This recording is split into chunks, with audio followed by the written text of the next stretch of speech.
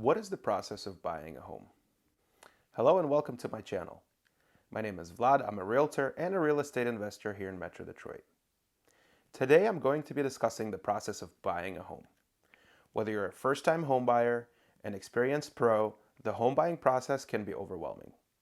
That's why I'm here to provide you with some tips and strategies to make the process as smooth as possible. The first step in the home buying process is to get approved for a mortgage. This is an important step because it helps you determine how much you can afford to borrow and what your monthly mortgage payments will be. To get pre-approved, you'll need to meet with a mortgage lender and provide them with information about your financial situation, including your income, assets, and credit score. The lender will review this information and give you a pre-approval letter, which you can use to show sellers that you're a serious and a qualified buyer. Getting pre-approved can also make you more competitive in a crowded market. It's important to know that getting pre-approved is different from getting pre-qualified. Pre-qualification is a less formal process where the lender estimates how much you can borrow based on your basic financial information. While pre-qualification can be a useful starting point, it's not as reliable as a pre-approval, as it doesn't take into account your full financial picture. If you're planning to purchase a home with cash, you can skip this step altogether. The next step is to start looking for homes. There are a number of ways to do this, including working with a real estate agent, searching online websites like Zillow, Realtor.com, Redfin, or any other ones. Also, you can start attending open houses. As you look for homes, it's important to keep in mind your budget and your list of must-haves and nice-to-haves. You may also want to consider the location of the home, as well as its size, style, and condition. When you do find a home that you're interested in, you'll want to do some research on the neighborhood, the school district, and any other amenities that may be important to you. It is also a good idea to visit the home multiple times at different times of the day to get a sense of the surrounding area and how the home will look in different lighting conditions. Once you've found a home that you're interested in, it's time to make an offer.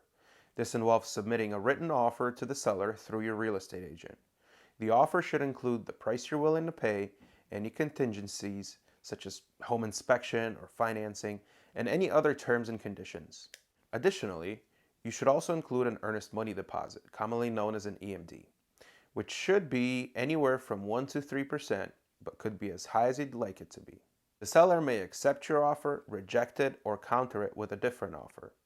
Negotiating the price of a home can be a delicate process, so it's important to work with your real estate agent to come up with a fair and reasonable offer.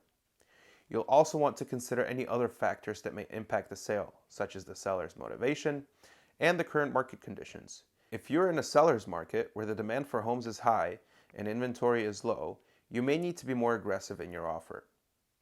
On the other hand, if you're in a buyer's market where the demand is low and inventory is high, you may have more bargaining power. If your offer is accepted, the next step is to get a home inspection. One thing to note is that getting a home inspection is not required, but it is highly recommended. I will make a separate video about this topic later.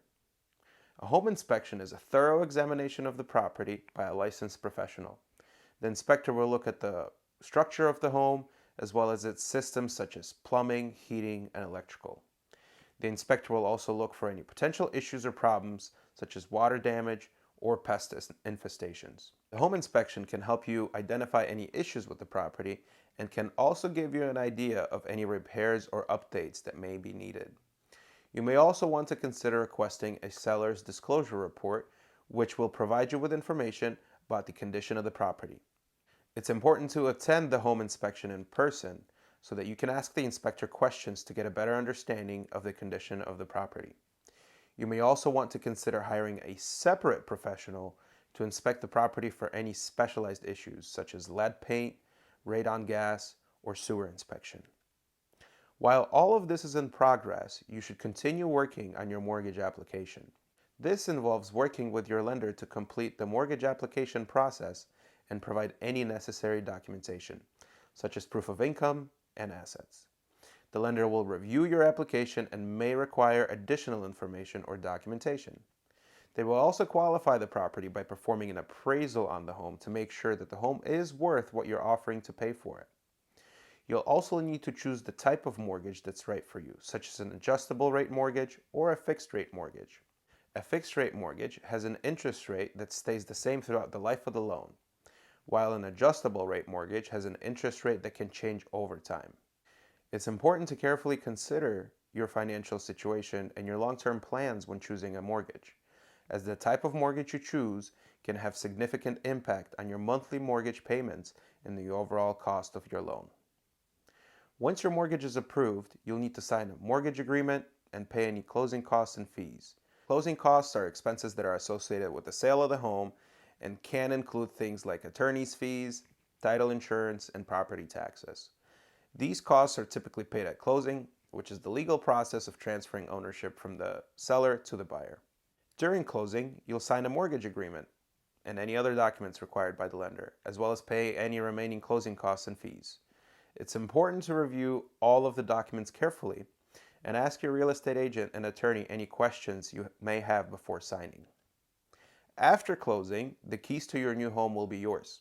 Congratulations on becoming a homeowner. However, the home buying process doesn't end there. There are a few more steps that you'll need to take, such as moving into your new home, setting up utilities, and getting a homeowner's insurance. Additionally, here in Michigan, you'll also need to take the property transfer affidavit and homestead tax claim paperwork to the City Hall where your new property is located.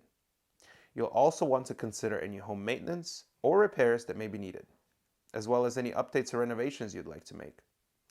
Owning a home is a significant responsibility, so it's important to be prepared for the ongoing costs and responsibilities that come with it.